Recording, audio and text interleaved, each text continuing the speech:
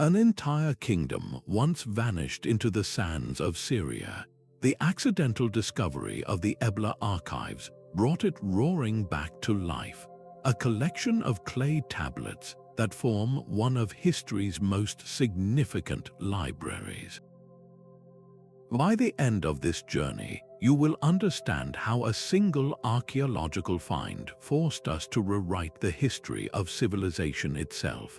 These ancient records reveal a lost superpower, its forgotten language, and a trade network that spanned the known world.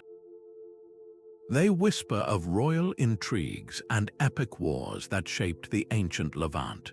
What do you believe is the most important clue a lost civilization can leave behind? The year was 1974, and the dry Syrian air was thick with dust and fading hopes. Paolo Mattii and his team had been meticulously excavating Tel Marduk for years, convinced it held the remnants of a small, provincial town. They were not prepared for what they found. A trowel struck something hard, not just a wall, but the corner of a grand palace. As they carefully cleared the debris, they uncovered room after room, but these were not filled with gold or jewels. They were packed floor to ceiling with clay tablets, thousands upon thousands of them, stacked on shelves that had collapsed in a fiery catastrophe centuries before. The sheer scale was overwhelming. This was not a random assortment of records. It was a complete, organized royal library, a bureaucratic center caught in a single, violent moment and preserved under the rubble. The fire that had destroyed the palace had ironically baked the clay tablets, making them harder and more durable than when they were first written. Here was an entire government's paperwork, its treaties, its trade receipts, its court judgments, and its diplomatic letters, all waiting in silence. This single-chance discovery would soon prove that our maps of the ancient world were fundamentally wrong, and that a forgotten superpower was about to reclaim its place in history. Locked within the tablets themselves was the very calendar of the kingdom's existence. To understand Ebla's true significance, archaeologists first had to answer a fundamental question. When exactly did this civilization flourish? The archives provided the answer with astonishing precision, not through a single dramatic revelation, but through the painstaking work of bureaucratic record-keeping. Scribes had meticulously compiled lists of kings, detailing their reigns and their years in power. Scholars could then cross-reference these Eblaite king lists with the known chronologies of Egypt and Mesopotamia. When a tablet mentioned a trade agreement with the Egyptian pharaoh Pepi II, or a diplomatic spat with Sargon of Akkad, it created an anchor point in time. Through this web of connections, they pinpointed Ebla's golden age to the 24th century before the Common Era. This was the early Bronze Age, a time when the very idea of cities was still new to the world. This dating was a revolution in understanding. It meant Ebla was not some backward outpost. It was a powerhouse contemporary with the earliest empires, a peer to the great kingdoms of the Nile and the Tigris and Euphrates rivers. We can now put names to these powerful rulers, figures like Igris Halam and Urkab Damu, who were once just ghosts of legend. Knowing exactly when they ruled transforms Ebla from a mysterious ruin into a living, breathing state with a documented history. This firm timeline sets the stage for its most breathtaking achievement, an economic network so vast it connected continents. But the true key to unlocking Ebla's soul lay not just in the dates of its kings, but in the very words they used. As scholars began to clean and study the tablets, they encountered a profound puzzle. The writing was a script everyone recognized, the wedge-shaped cuneiform of Mesopotamia. Yet the language it spelled out was completely alien. They had discovered Eblaite, a language lost to time. This was a Semitic tongue, a distant cousin to the later Akkadian of Babylon and the Canaanite dialects of the Levant, but it had its own unique sound, its own rules, its own soul. The implications were staggering. It proved that complex Semitic languages were being written for sophisticated administration centuries earlier than anyone had dreamed. How could they possibly crack this ancient code? The answer was found within the archives themselves. The scribes of Ebla, perhaps for their own training or for communication with their Sumerian neighbors, had created extensive bilingual dictionaries. These clay tablets were linguistic Rosetta Stones, meticulously listing Eblaite words alongside their Sumerian equivalents. With these tools, scholars could slowly piece together the grammar and vocabulary of a civilization that had been utterly silent for over 4,000 years. This discovery shattered old ideas that saw the Levant as a mere cultural backwater, simply copying its more powerful neighbors. Ebla had its own vibrant, independent literary tradition. Now we can hear the voices of its people directly, from royal proclamations to mundane trade invoices, giving us the vocabulary we need to understand the true scale of their world. And that world was connected by a web of commerce that stretched from the Mediterranean Sea all the way to the Indus Valley. These clay tablets became the kingdom's ledger, revealing an economic machine of breathtaking scale. The scribes did not just write letters, they tracked everything. Line after line, tablet after tablet, they recorded the movement of staggering wealth. Gold and silver flowed into the palace treasuries. Fine textiles woven in Ebla's own workshops were bundled for export. Great logs of precious timber arrived from the mountains. But two materials were more vital than all others, the very lifeblood of the Bronze Age: tin and copper. When combined, these metals create bronze, the alloy that gave the era its name and forged the weapons and tools of empires. Ebla's records show it controlled this critical supply chain. It brokered deals moving tin from distant sources, likely as far away as Afghanistan, and copper from Cyprus, funneling them to the great cities of Mesopotamia and Anatolia who desperately needed them. This was not simple barter. It was high-stakes international finance managed with the precision of a modern corporation. The palace kept meticulous accounts of its expenditures, tracking payments to merchants, artisans, and officials. It oversaw state-controlled industries, from olive oil production to textile manufacturing, and managed the affairs of powerful merchant guilds. This level of economic organization was a clear sign of a mature, complex state. It proves the Levant was not a land of isolated villages, but a vibrant, connected cradle of commerce, with Ebla as its brilliant, beating heart. Such immense wealth and economic control could not exist without a powerful political structure to protect and administer it. The kingdom needed a government, and at its center stood a figure of immense authority, the king. The king, or Malakam, sat at the apex of this economic machine, but he did not rule alone. His power was channeled through a surprisingly modern bureaucracy, a network of officials whose titles and duties are preserved in the clay records. The most important of these was the Abba, a title that literally means father. This was no mere ceremonial role. The Abba was the kingdom's chief administrator, a vizier who managed the day-to-day affairs of state, overseeing everything from tax collection to legal disputes. Think of him as the chief operating officer of a vast corporation, ensuring the entire system ran smoothly for the king. This level of administrative specialization is the hallmark of a truly centralized state, not a simple tribal chiefdom. The palace was not just a royal residence, it was the central processing unit for the entire kingdom, and the Abba was its lead programmer. This sophisticated government extended its reach far beyond the city's walls. Ebla controlled a sprawling territory through a combination of direct rule and a system of vassalage. Outlying towns and regions were governed by provincial officials who answered directly to the crown, while allied city-states were bound by treaties that demanded loyalty, tribute, and soldiers in times of war. The archives are filled with records of this tribute, listing precise amounts of gold, silver, livestock, and textiles flowing into Ebla's coffers from across the Levant. This was the price of peace and protection, a testament to Ebla's overwhelming political and economic dominance. But how did such a complex web of alliances actually function in practice? The answer lies in the delicate art of Bronze Age diplomacy.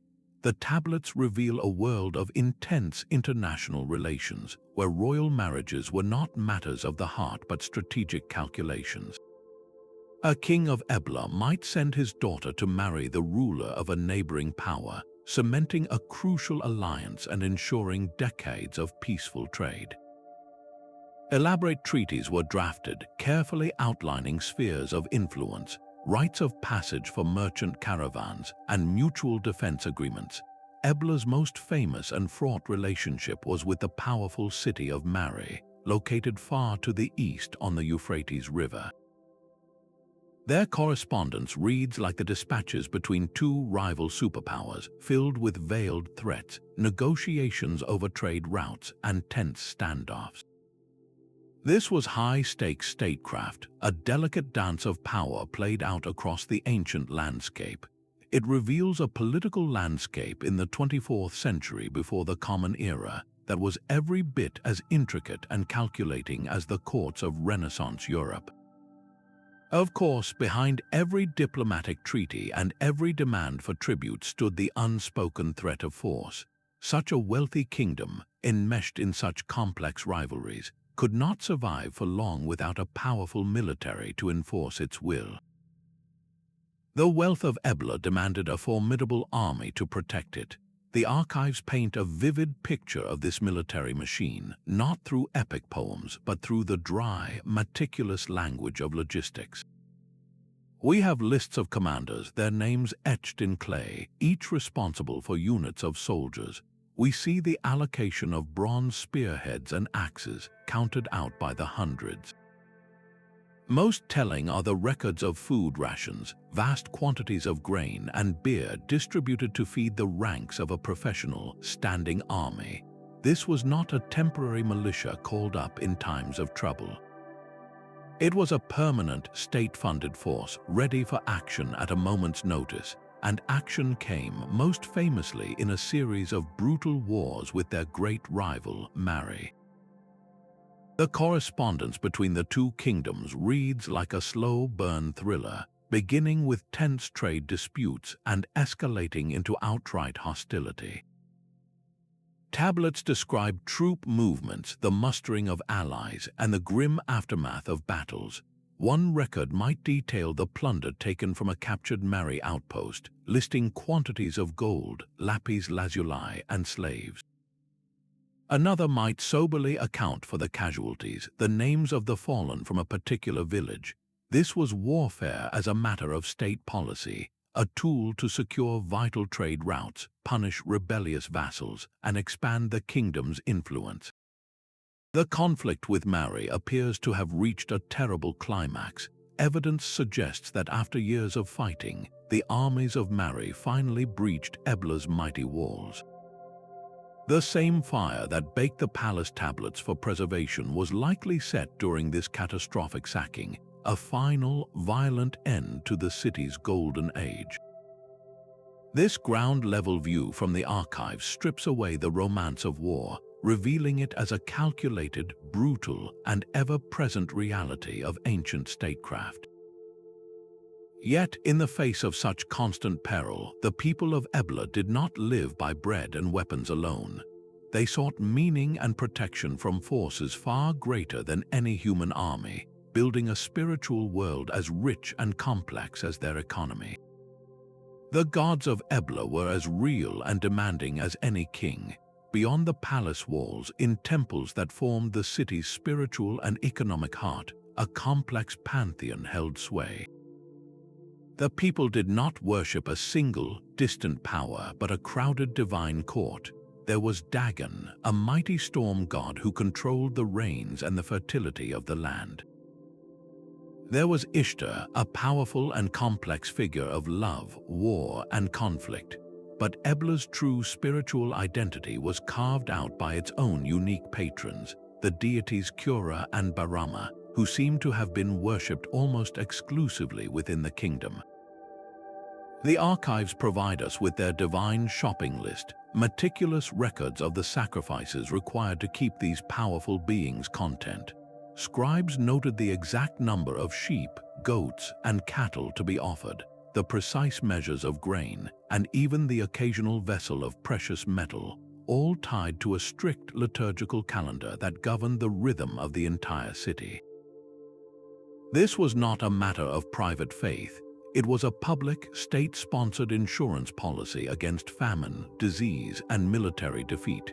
The temples themselves were not quiet places of solitary prayer. They were bustling institutions, major landowners and employers that received vast offerings directly from the royal treasury. They managed farms, workshops, and their own staff of priests, scribes, and laborers. This deep integration of faith and finance reveals a society where the divine and the worldly were inseparable. At the very center of this sacred economy stood the king. In his role as the chief priest, he personally presided over the most important ceremonies, acting as the crucial intermediary between his people and their gods. His authority was not just derived from his army or his wealth. It was divinely sanctioned. By ensuring the gods received their due, the king guaranteed the kingdom's prosperity, weaving his political power directly into the fabric of their beliefs. This profound connection between the throne and the altar gave their entire civilization its purpose and its character, a worldview that found its most beautiful expression not in ledgers or treaties, but in the art they left behind. The same clay tablets that tracked shipments of tin and copper also recorded payments for something far less tangible, but just as vital. We read of master sculptors, their hands shaping gold and lapis lazuli into the faces of gods and kings. We learn of artisans inlaying ivory onto thrones and crafting intricate jewelry for the royal family. While fire and time have destroyed most of these physical treasures, the archives preserve their echoes, proving that Ebla's wealth was not just hoarded but transformed into beauty. This artistic drive extended into the air itself, with texts mentioning guilds of musicians and singers, the specific names of instruments like lyres and drums that would have filled the palace courtyards with sound during great ceremonies. This was not mere decoration. It was the soul of the kingdom, a conscious display of refinement and power that elevated Ebla above mere commercial or military might. The very existence of its vast library is the ultimate testament to this. Maintaining thousands of tablets required a small army of literate scribes, a significant investment in education and knowledge. This suggests a society that valued its own history, its stories, and its administrative memory, preserving them for future generations.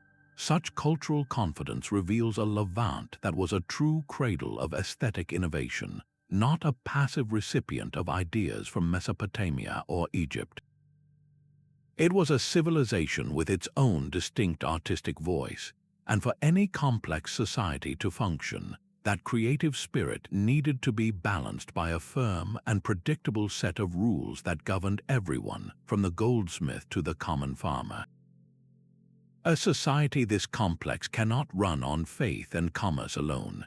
It requires rules. The Ebla archives provide our window into this ancient legal world, not with a single dramatic law code, but through hundreds of scattered case records and royal decrees.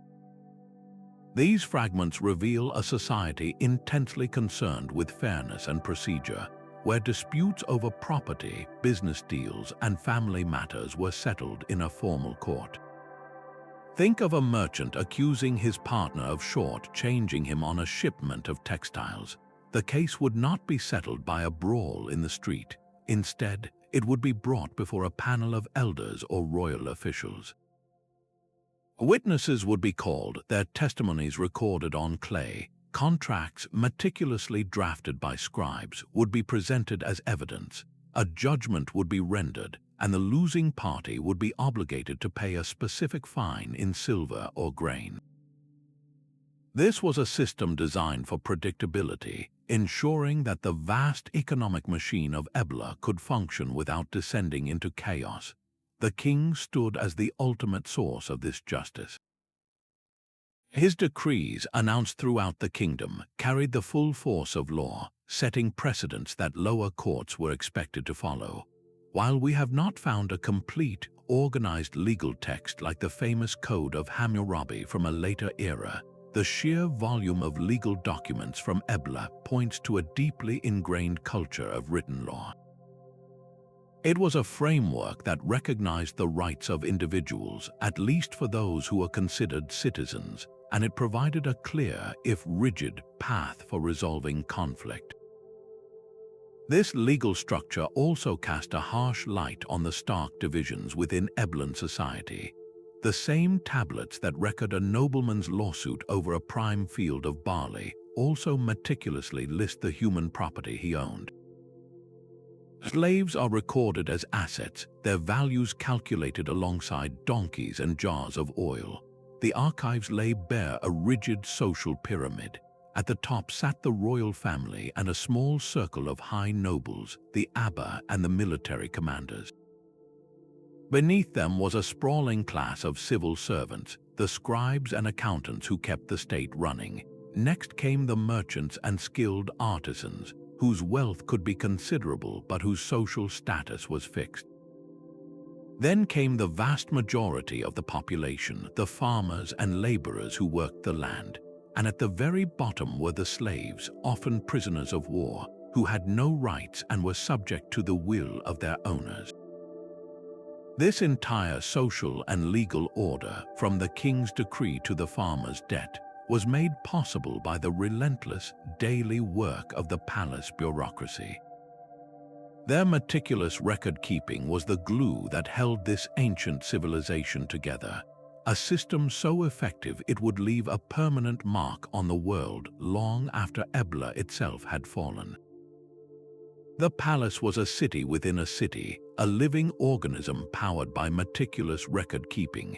At its core, the royal household functioned like a massive, self-sustaining corporation, and its internal memos have survived.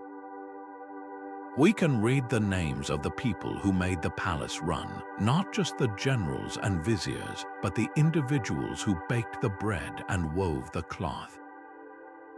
There were cooks tasked with preparing elaborate feasts, weavers producing bolts of fine linen in state-run workshops, and specialized servants for everything from maintaining the royal wardrobe to tending the gardens. One tablet might list the exact amount of barley allocated to the head brewer for the palace's daily beer production, while another records a distribution of fine oil to a musician for her service during a religious festival. This was a world of strict hierarchy, reflected even in the most basic necessities. The quality of your clothing was a public declaration of your status. The archives differentiate clearly between the finest, softest wool reserved for the royal family and high officials, and the coarser grades of linen issued to guards and laborers. They even tracked the distribution of leather for sandals, noting who received a new pair and when. This micromanagement of daily life reveals a bureaucracy of astonishing capability. Someone somewhere was accounting for every jar of oil, every loaf of bread, and every tunic, ensuring the immense machine of the palace operated without a hitch. This entire intricate system, from the king's banquet to the sandals on a guard's feet, was ultimately powered by the fertile lands that stretched beyond the city walls. Every single tablet, every record of tribute and trade, was ultimately written on a foundation of fertile soil. The true strength of Ebla was not measured in silver alone. but in the vast, rolling fields of grain that surrounded the city. The archives reveal an agricultural powerhouse, a kingdom that had mastered its environment. Scribes kept meticulous track of the harvests from royal estates and temple lands, recording the yields of barley and wheat down to the last bushel. They documented the sprawling olive groves where the precious fruit was pressed into oil, a staple for cooking, lighting, and even religious rituals. Vineyards, too, were carefully managed, their grapes destined to become wine for the elite tables and ceremonial offerings. But this was far more than simple subsistence farming. It was a state-run commercial enterprise of breathtaking scale. The palace built massive, centralized silos, granaries that could hold a staggering surplus.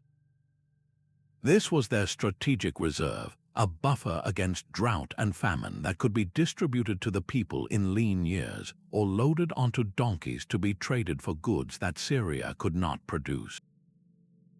One of the most vital crops was not for eating but for wearing. Flax, cultivated in vast fields, was the raw material for Ebla's booming linen industry.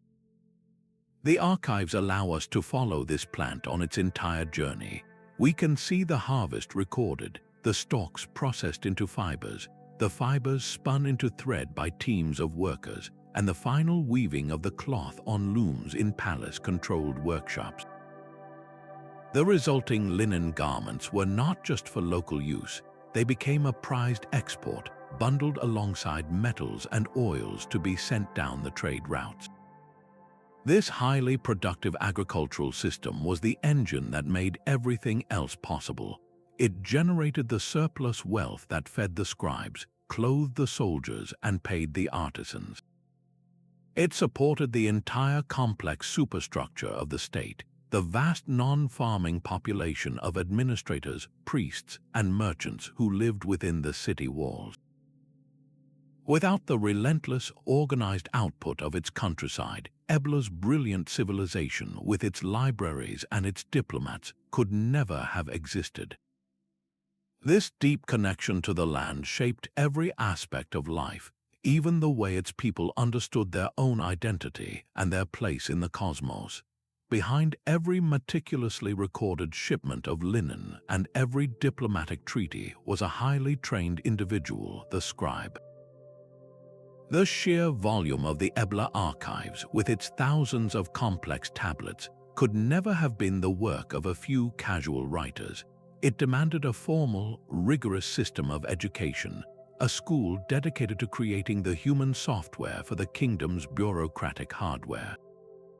Evidence from the tablets themselves points directly to the existence of this institution, known in the ancient world as an Adaba, the House of Tablets. Within its walls, young students embarked on a grueling intellectual journey. Archaeologists have unearthed their practice tablets, filled with rows of clumsy, repetitive wedge marks as novices struggled to master the hundreds of distinct cuneiform signs. They copied out endless vocabulary lists, learning not only their native Eblaite but also the prestigious Sumerian language, the lingua franca of international diplomacy and high culture.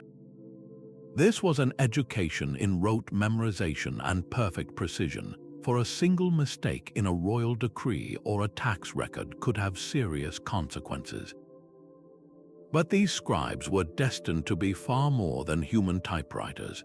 Their training transformed them into the administrators, diplomats, and chief accountants of the kingdom. They were the ones who drafted the treaties with Mari, who tracked the flow of tin from Afghanistan, and who calculated the rations for the army. This specialized knowledge granted them immense influence and high social status, placing them in the inner circles of power, often right beside the king and his vizier. The work of the Adaba did more than just train bureaucrats. It preserved the intellectual heartbeat of Ebla. Beyond the dry economic lists, these educated scribes copied and studied literary texts, hymns to the gods, and scholarly works on topics from astronomy to medicine. They were the guardians of the kingdom's collective memory, ensuring that its stories, its beliefs, and its very way of thinking would not be forgotten. Through their diligent hands, we can hear the faint but distinct echoes of Ebla's mind, a civilization that valued knowledge as much as it valued gold. The same hands that recorded tax payments and military rations were also busy with a far more profound task. Beyond the endless lists of grain and textiles, the archives of Ebla contain entire libraries of thought. We find meticulously crafted bilingual dictionaries where Sumerian words are patiently translated into the native Eblaite tongue. These were not just dry reference tools. They were the key to a universe of knowledge, allowing scribes to access the vast scholarly traditions of Mesopotamia. There are vast lists of animals, plants, and minerals, a systematic effort to name and categorize every part of the natural world. There are collections of geographical names, mapping the known world from the Mediterranean coast to the distant Iranian plateau. This was an intellectual project of staggering ambition, an attempt to bring the entire cosmos into an ordered, understandable system. But the true soul of Ebla's scholarship is found in its literary texts. We have hymns of praise to the gods, poetic compositions meant to be sung in the great temples, their rhythmic language echoing through the courtyards. There are collections of proverbs and wisdom literature, offering practical advice and philosophical reflection on life, justice, and human nature. One surviving proverb warns that a city without a watchman is a city destined for ruin, a clear reflection of the constant political tensions they faced. Another piece of wisdom observes that a loving heart builds the house while a hating heart destroys it. These are not the voices of bureaucrats but of poets and thinkers. They reveal a society deeply engaged with the fundamental questions of how to live a good life within a complex civilization. This vibrant literary culture demonstrates that Ebla was far more than a mercantile hub. It was a center of learning and innovation, actively participating in a great international conversation of ideas. The scribes of Ebla were studying Sumerian literary classics, but they were also adapting them, translating them, and very likely creating their own original works in their own language. This places Ebla firmly within the wider Mesopotamian world of scholarship, yet it also asserts a powerful, unique cultural identity. They were not merely copying their neighbors. They were absorbing, refining, and contributing to a shared intellectual heritage that stretched across the ancient Near East. The survival of these texts proves that the kingdom's legacy is not just one of economics and power, but of the human mind itself, striving to find meaning and order in a vast, mysterious world. The lists of place names found in the archives read like a map of a forgotten empire. They do not just record a few allied cities. They name hundreds of towns and villages, from the sparkling waters of the Mediterranean coast all the way east to the great bend of the Euphrates River. Each name etched into the clay represents a community that answered to Ebla, either through direct rule or as a vassal bound by treaty. This was not a simple city-state. Ebla was the capital of a major kingdom, a true territorial power that dominated northern Syria and cast a long shadow over the entire region. We see its influence in the records of its dealings with distant, powerful cities like Byblos, the great cedar port, with Hazor in the south, and with Megiddo, the fortress guarding a vital trade route. Ebla was not just trading with these places, it was negotiating with them as peers, or in some cases, as a superior demanding loyalty and tribute. This single fact forces us to redraw our mental map of the early Bronze Age. The Levant was not a blank space between empires, a cultural backwater waiting for civilization to arrive from Egypt or Mesopotamia.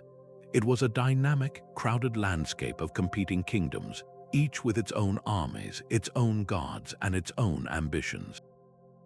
Ebla's hegemony helps us see this entire area as a coherent cultural and political zone, a vibrant, interconnected world that was the direct precursor to the Canaanite societies that would emerge centuries later. This regional system, however, could not exist in a vacuum. Its very success and wealth would eventually attract the attention of a rising and ruthless power from the east. The same trade routes that brought Ebla its fortune would soon carry the armies of its downfall. The diplomatic letters from Ebla carry a tone of defiant pride. They reveal a kingdom standing firm against the newest and most terrifying power to emerge from the south, the Empire of Akkad. Under its legendary founder, Sargon, Akkad had swallowed the old Sumerian city-states and was forging a vast, centralized empire with an insatiable appetite for resources and control. Ebla, with its sprawling trade network and immense wealth, was an obvious target. The correspondence between the two powers was not between friends. It was a tense, high-stakes negotiation between rivals, with Ebla's ambassadors fiercely defending their established economic interests and their political autonomy. They refused to be simply absorbed into Akkad's imperial project. This was a clash of two fundamentally different models of power: the established commercial hegemony of the Levant against the raw, expansionist drive of a newborn empire. The standoff could not last forever. Sargon's successors inherited his ambitions, and his grandson, Naram-Sin, would become the instrument of Ebla's doom.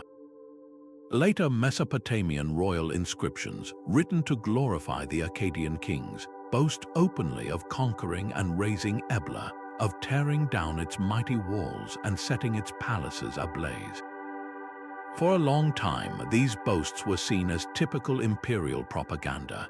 Then, archaeologists looked at the ruins. The evidence was unmistakable. A thick, uniform layer of ash and burned debris covers the entire city level dating to the 23rd century before the Common Era. This was not a small fire. It was a systematic, city-wide inferno that left no building untouched. The timing and the catastrophic nature of the destruction aligned perfectly with the boasts of Naram-Sin. The fire that baked the palace tablets for posterity was not an accident. It was the signature of a calculated act of imperial violence, designed to erase a rival and send a brutal message across the ancient world. The sacking of Ebla was a pivotal moment in history. It marked the violent end of the city's political independence and the collapse of the entire regional system it had dominated. The great kingdom of the Levant was extinguished, its capital reduced to smoldering ruins. Yet this was not the end of the story. The destruction, while catastrophic, provides the final, critical clue in our understanding of Ebla's golden age. The sheer completeness of the disaster is what preserved the archives so perfectly. The collapsed shelves, the sealed rooms, the sudden burial under rubble, it all created a time capsule, freezing the entire administration of the kingdom at its very peak in its final moments. We are not looking at a library that was slowly abandoned. We are witnessing a working government caught in a single, catastrophic day. This is why the records are so breathtakingly complete. The end of Ebla's sovereignty was ironically the guarantee of its immortality. The city's political power was shattered, but its cultural and linguistic legacy seeped deep into the soil of Syria, waiting to influence the peoples and kingdoms that would rise from its ashes. A layer of ash nearly half a meter thick tells the final story. When archaeologists cleared the debris from the royal palace, they found a scene of absolute devastation. The fire had been so incredibly hot that it literally melted the mud brick walls, fusing their surfaces into a crude, glassy slag. Ceilings, heavy with timber and clay, had collapsed in a single, catastrophic instant, crushing the furniture and crushing the shelves that held the kingdom's memory. This was not a random house fire. This was an inferno of deliberate industrial scale, the kind that can only be born from a concentrated attack. The very event that annihilated Ebla is the precise reason we can hear its voice today. That intense heat did something remarkable to the thousands of clay tablets in the archive. It fired them like pottery in a kiln, hardening them far beyond their original state. If the palace had simply been abandoned and left to decay, the tablets would have eventually crumbled back into wet clay, their words lost forever. Instead, the fire immortalized them, sealing the entire bureaucracy in a protective tomb of ash and rubble for over 4,000 years. We can now date this cataclysm with startling accuracy to around 2,300 years before the Common Era. This timeline points a direct finger at a specific historical figure, Naram Sin of Akkad. His own royal inscriptions boast of conquering cities in the west, of tearing down their walls and setting them ablaze. For a long time, scholars dismissed these as the empty boasts of a bragging emperor. But the archaeological evidence at Ebla is undeniable. The destruction layer matches his reign perfectly, confirming that his armies did indeed reach this far, systematically dismantling the greatest power in the Levant. The city's mighty defenses, its gates and walls, were utterly overwhelmed. This was not just the end of a royal dynasty, it was a geopolitical rupture. Ebla had been the central node in a vast network of trade and diplomacy, the stabilizing force for the entire region. With its capital in flames and its king deposed, that entire network shattered. The unity of the northern Levant fractured into a collection of smaller, weaker towns, no longer able to resist the gravitational pull of foreign empires. The age of Eblan hegemony was over, extinguished in a single, smoky dawn. Yet the story of this place was far from finished. From these very ashes, a new city would slowly begin to stir, its foundations built upon the buried legacy of a forgotten superpower. The fire and ash settled into a hard crust over the ruins, but the story of this place was not over. Life stubbornly returned to the mound of Tel Marduk. Centuries after the Great Destruction, a new city rose from the same earth. This was Middle Bronze Age Ebla, a settlement that would persist for another 400 years. Its people built a new, towering acropolis, a formidable fortress whose massive ramparts still scar the landscape today. They were not anonymous squatters. Texts from the powerful city of Mari, far to the east, still speak of this later Ebla, acknowledging it as a place of some regional significance, yet the comparison to its glorious predecessor is stark. The new Ebla was a local power, a fortified town living in the long shadow of a forgotten giant. The sprawling bureaucracy was gone. The intricate network of international trade had vanished. The thousands of clay tablets that recorded every facet of a superpower's life were not replaced. The new inhabitants built their homes and their walls directly atop the buried archives, completely unaware of the silent library lying just beneath their feet. They were living on top of a buried civilization, their own existence a faint echo of what had come before. How does a culture carry a legacy it cannot even remember? The answer lies not in stone monuments, but in the subtle currents of language and tradition that seep through time. The political system of the first Ebla was dead, but its cultural DNA survived. Its language, Eblaite, was a Semitic tongue that shared deep roots with the languages of the Amorite and Canaanite peoples, who would later dominate the region. Elements of its religious practices, the names of its gods, and even strands of its legal and social customs were likely absorbed into the fabric of these emerging cultures. The legends of a great, lost city in the north may have persisted in folk memory, a hazy myth of a golden age. For thousands of years that was all it was, a whisper. The reality of the first Ebla remained locked underground, its true magnitude waiting for the one key that could open it, the decipherment of its lost language. The cracked clay surfaces were a forest of silent, wedge-shaped marks. When Giovanni Pettinato and his team first laid eyes on the tablets, they recognized the script immediately. It was cuneiform, the writing system of ancient Mesopotamia, but the language it conveyed was a complete enigma. The initial assumption was that they were looking at an early form of Canaanite, but as they studied the texts, a startling realization dawned. This was something entirely different, a distinct language they would name Eblaite, a previously unknown branch of the Northwest Semitic family. The very fact that Ebla was using a foreign script to write its own native tongue was a clue to its sophisticated, cosmopolitan identity. It was like finding a library where every book is written in the Latin alphabet, but the sentences are in a language no one has heard for 4,000 years. How do you even begin to crack a code like that? The answer was hidden within the archives themselves. The scribes of Ebla, perhaps for training or for trade, had created vast bilingual dictionaries. These were not single Rosetta Stones, but entire libraries of them. Tablet after tablet presented long lists of Sumerian words, and right beside them, their precise Eblaite translations.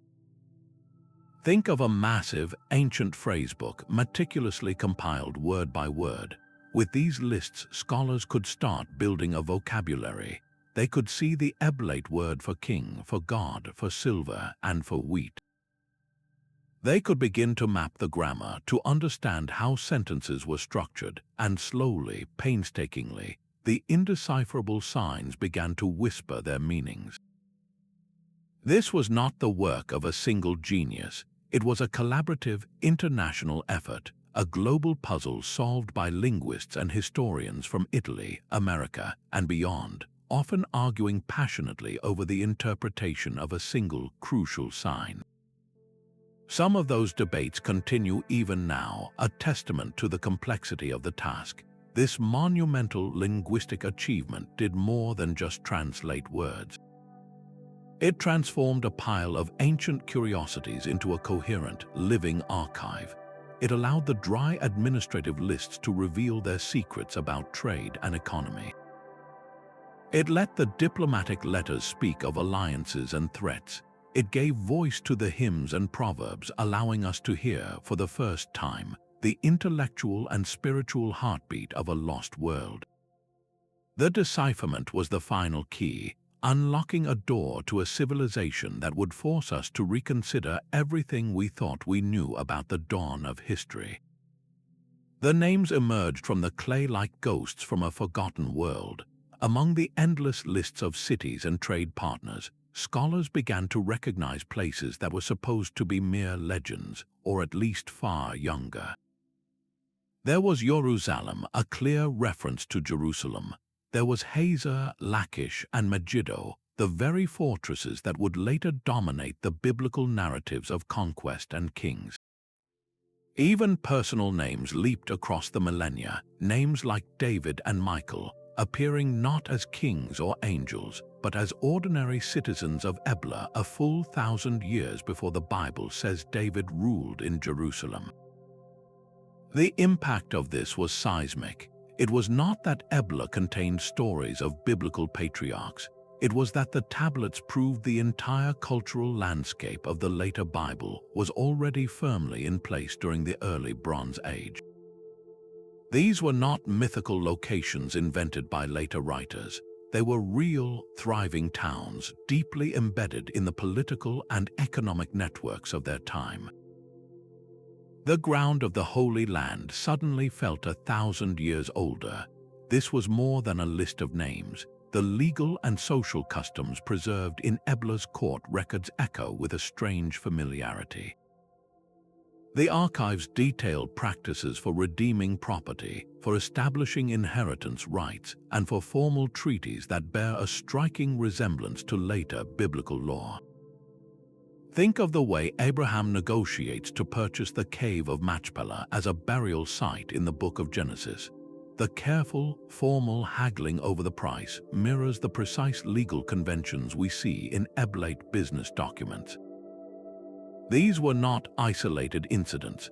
They were part of a shared West Semitic cultural vocabulary, a common way of structuring society, making deals, and understanding justice that stretched from the 3rd millennium straight into the 1st. Ebla does not validate the specific stories of the Bible, but it provides them with a profound and tangible historical context. It reveals that the world of the patriarchs, with its tribal chiefs, its long-distance travel, and its complex legal customs, was not a later author's fabrication. It was a realistic portrayal of a way of life that had deep roots in the Levant, a cultural memory preserved for over 1,000 years. The discovery forces a fundamental shift in perspective. Instead of seeing the biblical world as a sudden invention, we can now see it as the flowering of an ancient, indigenous civilization, one whose origins were buried, quite literally, under the sands of Syria. This long, unbroken thread of culture connects the age of Ebla's merchant kings to the age of the Israelite prophets, suggesting that the roots of Western tradition run far deeper than we ever dared to believe. For centuries, the story of civilization's dawn was a simple one. It was a tale that began in 2 great river valleys in Mesopotamia and Egypt, and then slowly spread its light outward. The lands in between, the rugged coast of the Levant, were cast in the role of a passive periphery, a cultural backwater that merely received the gifts of more advanced neighbors. The archives of Ebla shattered this comfortable narrative into 1,000 pieces. Here was not a provincial town, but a kingdom with a bureaucracy as complex as any in the ancient world, a state that commanded a vast trade network and corresponded with pharaohs and emperors as an equal. The very existence of its thousands of clay tablets, written in its own unique language, was a declaration of independence. Ebla proved that the spark of urban civilization was not carried from a single source. It ignited in multiple places at once, a spontaneous combustion of human ingenuity. The Levant was not a recipient of culture, it was a co-creator. This discovery forced historians to abandon the old diffusionist model, the idea that all civilization radiated from a Mesopotamian epicenter. Instead, they had to confront a messier, more vibrant, and far more interesting reality, a multipolar ancient world where powerful, innovative kingdoms like Ebla were writing their own histories concurrently. This was not a single tree of civilization with one trunk, but an entire forest growing tall and dense across the region. The economic record sealed this new understanding. The sheer volume of trade managed by Ebla's scribes, the intricate system of tariffs and tributes, the state-controlled industries, all pointed to a homegrown economic powerhouse. They were not simply middlemen passing goods between empires. They were the architects of their own commercial universe, a system so sophisticated it rivaled anything found in the storied cities of Sumer.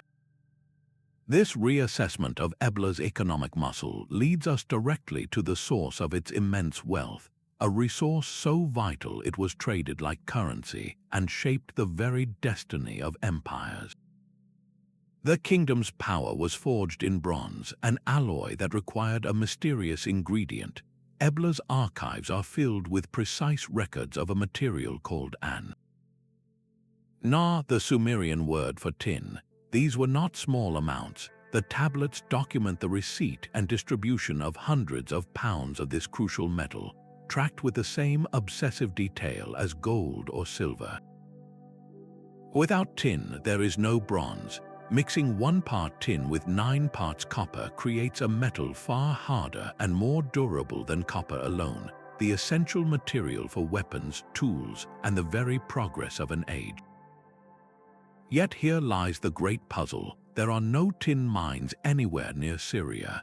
The known sources in Anatolia were too small to supply a kingdom of Ebla's scale. So where did it all come from? The tin traveled along a ghost route, a supply line so long and so vital that its origin remains one of history's most tantalizing secrets. Controlling this pipeline was the source of Ebla's staggering leverage. Think of a modern state possessing the only reliable source of microchips. Every neighboring kingdom, every rival from Mari to the Sumerian cities, depended on bronze for their armies and their economies. They had copper, but they needed Ebla's tin. The palace scribes recorded every single ingot, every allocation to royal smiths, every shipment sent to allied cities. These were not just inventory lists, they were the ledgers of strategic power. A king could grant tin to a loyal vassal as a reward, or cut off a rebellious city, crippling its ability to make new weapons. The sheer volume of tin flowing through Ebla's warehouses points to a network stretching thousands of miles. The most likely source was the distant mines of Afghanistan, with the metal traveling overland through Iran and Mesopotamia. Another possibility points west to unknown sources in Europe, with tin moving across the Mediterranean. Each route is a blank space on our maps, a testament to the organizational genius of these early traders. Solving this ancient mystery would do more than just identify a mine. It would illuminate a hidden artery of the ancient world, a trade route that powered a civilization and whose silence today speaks to the fragility of even the greatest empires. For all their breathtaking detail, the archives of Ebla are as notable for their silences as for their revelations. We can track a shipment of tin from a distant mountain, but we cannot draw the precise borders of the kingdom it supplied. The names of kings like Igris Halam are recorded, their military campaigns and temple offerings meticulously listed. Yet their personalities, their private ambitions and fears are forever locked away behind the formal language of statecraft. We see the public figure, the administrator, but the man remains a ghost. The spiritual world is similarly half-lit. We have the ritual schedules and the lists of sacrifices for gods like Dagon and Ishtar, but we lack the myths, the stories that gave these ceremonies their meaning and emotional power. What epic tales did they tell about Kura and Barama? We may never know. Even the very language of Ebla continues to provoke debate. How exactly did Eblaite, this early Semitic tongue, relate to the Canaanite and Amorite languages that followed? Linguists pore over the dictionaries, arguing over the placement of this single branch on the sprawling family tree of Semitic languages. Yet the greatest mystery posed by Ebla might be one of sheer scale. If one provincial capital held a library of nearly 20,000 tablets, what monumental archives must have existed in the truly great metropolises of that age, their clay pages still buried under the vast, unexcavated mounds that dot the landscape. Each tablet translated seems to open a dozen new doors, each leading into a darker, unexplored room. This is the true gift and the humbling lesson of Ebla. It does not simply fill in gaps in our knowledge. It reveals the staggering size of the gaps we never knew were there, a quiet reminder that the ground beneath our feet holds secrets we are only beginning to have the questions for. The same Syrian soil that preserved Ebla for millennia now threatens to erase it forever. Modern conflict has brought a new wave of destruction to Tel Mardik, with looter pits scarring the ancient mound and exposing fragile walls to the elements. This is not just damage to a ruin, it is the tearing of pages from a book we have only just begun to read. Each illegal excavation destroys the precise archaeological context that gives artifacts their meaning, scattering fragments of the story and leaving them mute. After surviving the fire of an Akkadian emperor, this city now faces a more chaotic, insidious enemy. The fight to save Ebla has moved from the desert Tel to the digital realm. Teams of scholars across the globe are now racing against time, using high-resolution photography and three-dimensional scanning to create perfect digital surrogates of every recovered tablet. These efforts ensure that even if the originals are lost or the site is further degraded, the information they contain, the very language and history of Ebla, will be preserved for all future generations. This is a modern form of immortality, a digital library built to withstand the ravages of war and neglect. The tragedy unfolding in Syria is a stark lesson in the fragility of our collective past. Cultural heritage is a non-renewable resource. Once a site is looted, its unique story is gone forever. The ongoing battle for Ebla's legacy forces us to ask a difficult question. How do we protect the priceless chapters of human history in a world of constant conflict? The answer may lie not only in guarding old stones, but in remembering the voices they contain. As we work to secure what has been found, we are left to wonder what incredible discoveries still lie buried, waiting silently beneath the same earth that now holds them hostage. The dust of the 1970s excavations has long since settled, but the investigation of Ebla is far from over. Today, we stand on the brink of a new era of discovery, one powered not just by trowels and brushes, but by satellites and sensors. The old methods revealed a palace and its library, but modern technology promises to map the entire city as a living organism. Imagine using ground-penetrating radar to see through the earth itself, revealing the ghostly outlines of houses, workshops, and forgotten streets without ever breaking the soil.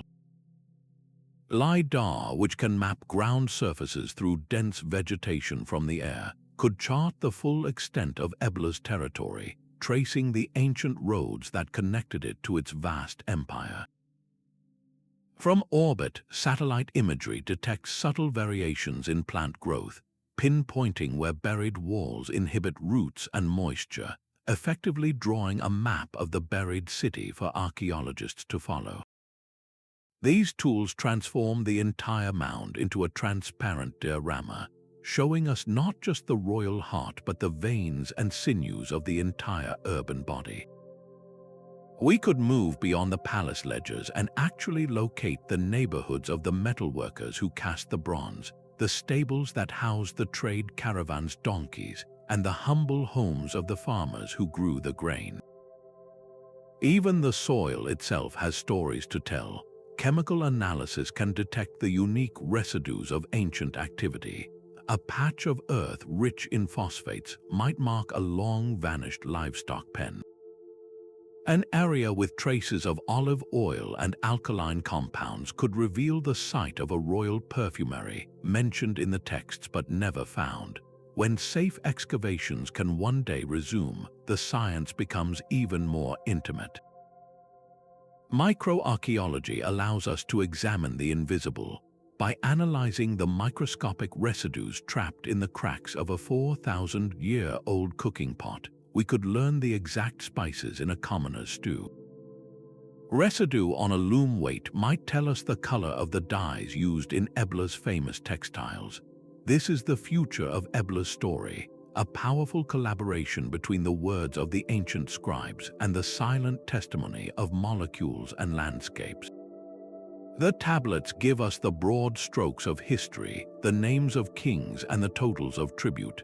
Now, science offers us the chance to hear the whispers of everyday life, to understand the smell of the air in the market and the taste of the bread from a family's oven.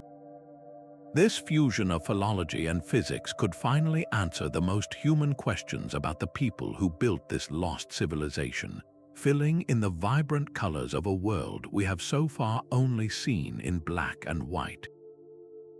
The archives of Ebla have given us nothing less than a time machine.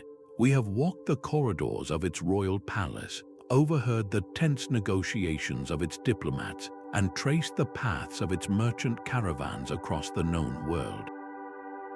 This journey, sparked by a single trowel strike in the Syrian dust, has rewritten the opening chapters of human civilization. We now know the Levant was not a passive landscape between empires, but a vibrant, innovative heartland, a co-creator of the urban world with its own complex language, laws, and gods.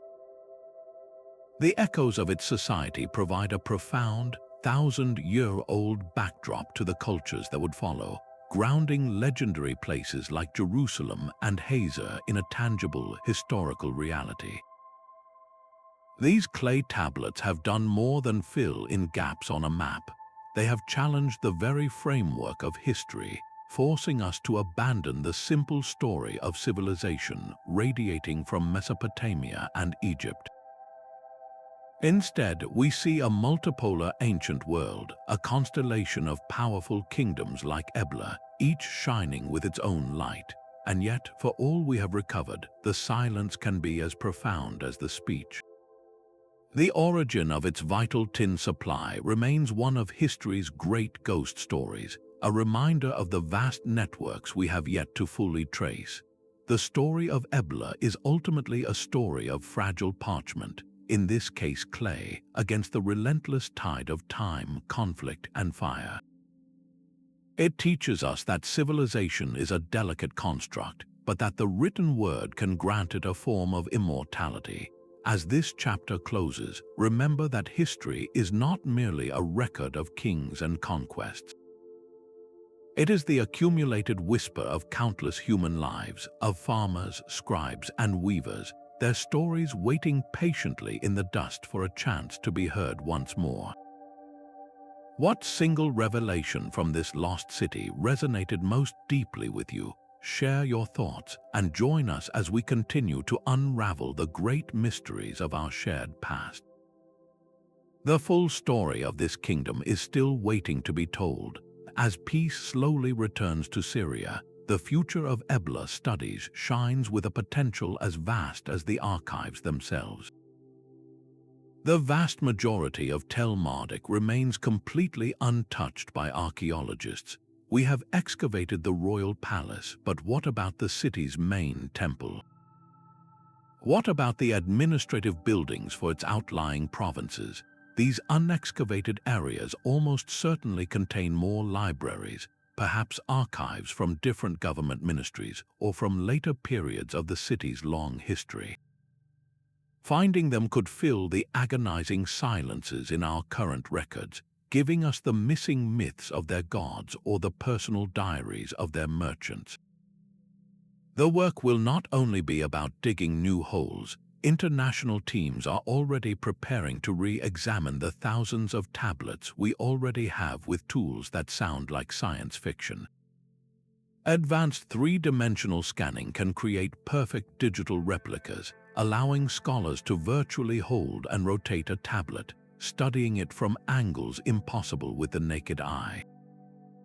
Another technique, called reflectance transformation imaging, uses multiple light sources to highlight the subtlest surface variations. This can reveal lines of text that have been faded and invisible for centuries, effectively reading the unreadable.